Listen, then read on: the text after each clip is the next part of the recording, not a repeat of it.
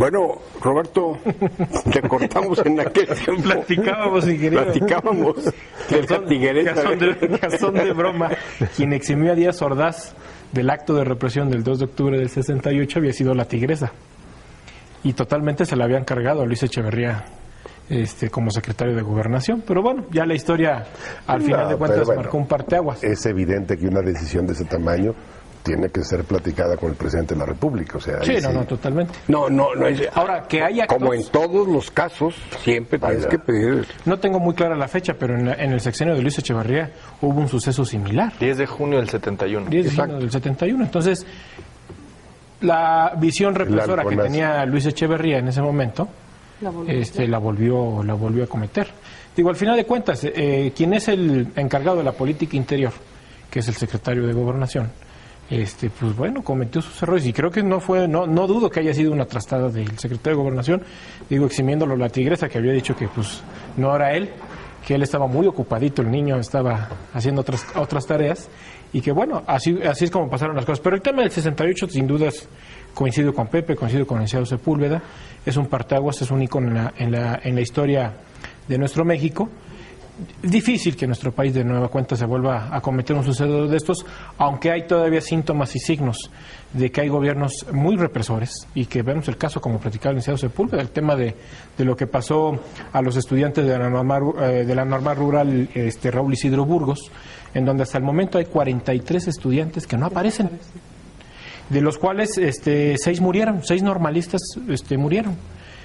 ¿Qué está pasando en el estado de Guerrero? Bueno, eso es un síntoma, pero bueno, hay muchos más síntomas de que todavía en este país existen signos de que hay, por parte de los gobiernos hay represión, no hay un respeto pleno a las garantías individuales de las personas y que, bueno, desdeñan. Cualquier gobierno se le hace muy fácil desdeñar los derechos humanos de cualquier persona, porque, pues bueno, hay a veces organismos como la creada Comisión Nacional de Derechos Humanos o los organismos estatales en materia de derechos humanos que pues no cumplen su función. No quiero decir que esto sea aquí en el Estado de Hidalgo, que sea, no, o sea, no señalo, sino simplemente creo que hoy el ícono de lo que fue el 68 generó una serie de elementos que fueron generando mayores garantías individuales a los ciudadanos a partir de la Constitución, que se fortalecieron en materia de derechos humanos las instituciones y que eso ayuda a prevenir este tipo de signos que podrían acontecer.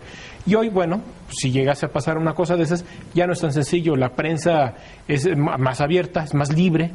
Existen otros canales de comunicación como las propias redes sociales, que es la comunicación es inmediata totalmente, de cualquier suceso inmediatamente en las redes sociales aparece, y que bueno, hoy existen otro tipo de elementos que ayudan a prevenir este tipo de contrastes que pueden ocurrir en nuestro México actual. En aquella época los estudiantes no usaban cachuchas ni... Daban la cara.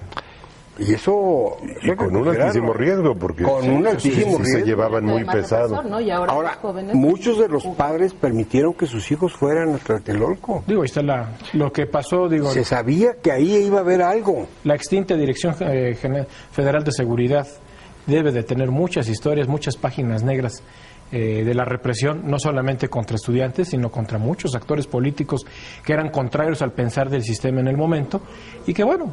Estos elementos fueron generando lo que es la realidad de nuestra historia en la actualidad.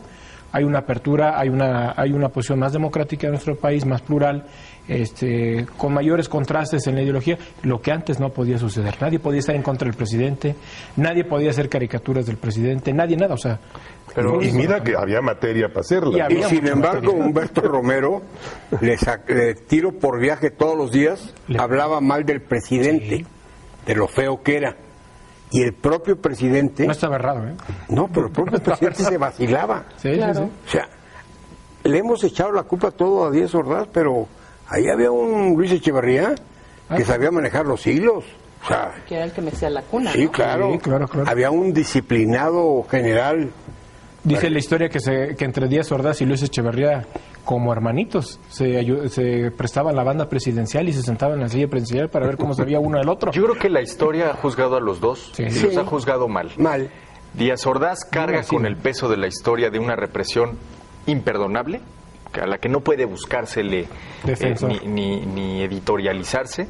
Y Luis Echeverría, además de esas linduras, nos regaló la quiebra del país. Los dos cargan con esas cosas, ¿no? Sin embargo, yo creo que el gran reto es mantener vivo lo que esta generación le debe al 68. Porque si aquella mañana del 3 de octubre los medios dijeron, ayer hubo una tarde soleada, ¿no?, minimizando por completo los sucesos, yo alertaría también sobre lo que hoy sucede disfrazado de democrático y de inmediato, como por ejemplo en redes sociales, o los famosos anarcos que se cuelan a las marchas y que no son más que una expresión pagada de la clientela política que también hemos alimentado en este país. Hablaban del caso de Guerrero. Yo creo que también el 68 generó, para mal, una aversión de la autoridad. Parece que en la autoridad en México hay blanco o negro. O te ignoro, o ignoro el problema por completo y dejo al abandono a los ciudadanos frente a lo que quieran hacer los manifestantes, o reprimo con el uso excesivo de la fuerza. Creo que otro de los grandes debates que tendrían que estar vivos es qué hacemos para que, si bien hemos avanzado en términos democráticos a nivel federal, se homologuen un poco las prácticas a nivel local. Porque lo que hoy estamos viendo en el caso de Guerrero no es de 1968, es de los años 30, donde las cosas se arreglaban a balazos. Entonces, creo que si bien hay que valorar los pasos que nos hizo dar el 68 hacia adelante, lo que tenemos que analizar que en este país, a nivel local y municipal, el caso Guerrero de esta misma semana es ejemplificativo, vivimos en los 20 y en los 30, con gobernadores de los 20 y los 30. Ahí está Ángel Aguirre Rivero, que recuerda a un Gonzalo N. Santos, una cosa así. Entonces, gobernadores que no deberían estar existiendo. Que no deberían, y también, Luis, una llamada de atención para el ciudadano y para la gente, porque lleva 2 veces sí, claro. y lo vuelven a elegir, ¿eh? Sí, son reincidentes los electores en Guerrero. Y los medios de comunicación. Una vez y otra vez por ese lado. Más, ¿no? De lo que decía Pepe, yo rescataría algo importante que decía, que tiene que ver con que, si bien es cierto, es un parteaguas que no nos ha permitido erradicar ese tipo de prácticas, ese tipo de respuestas. Todavía las tenemos de manera actual. O sea, como que le seguimos debiendo a la historia contemporánea una actitud diferente. Todavía, pues vaya, hay mucho desinterés por los temas políticos en la ciudadanía en general. Todavía se dan ese tipo de cuestiones. Tenemos muchos aspectos negativos, porque también ocurre que con el complejo de culpa del 68, sí, o sea, salen la primera preocupación de los gobiernos, que no me vayan, nosotros no somos represores, por favor, créanoslos, no somos represores, nosotros dialogamos, el caso por favor. Mancera con la CENTE, ¿no? O sea, vaya, pues se ponen de rodillas. Yo entiendo, debe de respetarse plenamente el derecho de un ciudadano para expresar en la manera que quiera su inconformidad, y vaya que en este país hay muchos temas para reclamar, pero eso a mí tampoco me parece que el camino sea el ver a los anarcos destruyendo, golpeando, agrediendo, ante la pasividad, incluso en contra de la policía. O sea, todavía recuerdo la policía prendida con una bomba molotov y demás. Entonces, también viene el otro extremo. No es que añoremos el totalitarismo o el exceso del uso de la fuerza, no. No creo que se valga mantener una relación con la sociedad y gobierno en base a la fuerza, pero tampoco esas autoridades que dejan hacer todo, que es la base de lo que tenemos en Michoacán, de lo que tenemos en Tamaulipas, autoridades que no quisieron ejercer la fuerza. Michoacán, o sea, en donde para que no digan que soy represor, hagan lo que quieran, tampoco se vale. Esa es la cereza del cinismo y la corrupción. A ver, Carmen, tú estuviste pegada a la televisión ahora con las 2 marchas estas que hubo de 25,000 o 30,000 gente. Sí, fue muchísimo. Muchas personas asistieron ahí.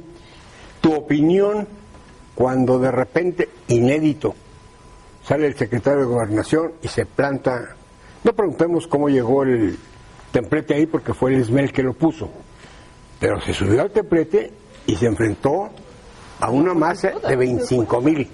Hay incrédulos que todavía dicen, pues es que estaba arreglado eso. arreglar 25,000 estudiantes, pues ya tienes tu mérito, ¿no? Sí, por supuesto, pero independientemente, yo estaba leyendo incluso que de alguna manera siento un precedente, que un secretario de Gobernación en manga saliera y dijera, bueno, vamos a enfrentarnos, estamos aquí, ¿qué es lo que quieren? ¿Cómo lo quieren arreglar? ¿De esta o de otra forma? Los chicos que estaban en el templete, a fin de cuentas, a mi parecer, el que tomó la palabra y dijo, no, el gobierno no va a poner aquí las condiciones, somos nosotros, como que fue excesivo, o sea, fue un exceso de rudeza. O sea, la verdad, porque bueno, me queda claro que como ciudadano estás en la libertad de expresar y de decir de lo que no estás de acuerdo, pero de ahí a decir nosotros la masa, somos los que vamos a decidir el tiempo y todo, es cuestión de negociarlo, ¿no? Se me hizo un exceso a mí. Sin embargo, bueno, el licenciado Osorio Alacarra dijo, a ver, espérame, yo dije que les doy media hora aquí enfrente de todos lo negociamos, pero cuando ustedes quieran, como ustedes quieran, lo vamos a hacer. Los chavos realmente reaccionaron a esa respuesta que dio él, de dar la cara, de pedir que si no bajara el presidente, sí bajara alguien para que los escuchara y les tomara el pliego petitorio. Y si no hubiera bajado Miguel Ángel Osorio, ¿qué hubiera pasado con 25,000 que requerían? Estaban enardecidos, sí, ¿no? Si porque tú me permites, Luis, pasó. Luis Miranda bajó y lo mandaron al demonio. No, creo que eso tiene también una lectura política, ¿no? Luis Miranda es la cuña del grupo Atlacomulco en Gobernación y creo que acaba de desaparecer. Al menos políticamente lo eclipsó esta acción del secretario de Gobernación, que creo leyó muy bien el pulso de la marcha. Actuó como un buen político. Sí, totalmente. Vamos a hacer una pausa. Recuerda, estamos en su mesa de diálogo y análisis de Vista Bueno Televisión. Regresamos después de este corte.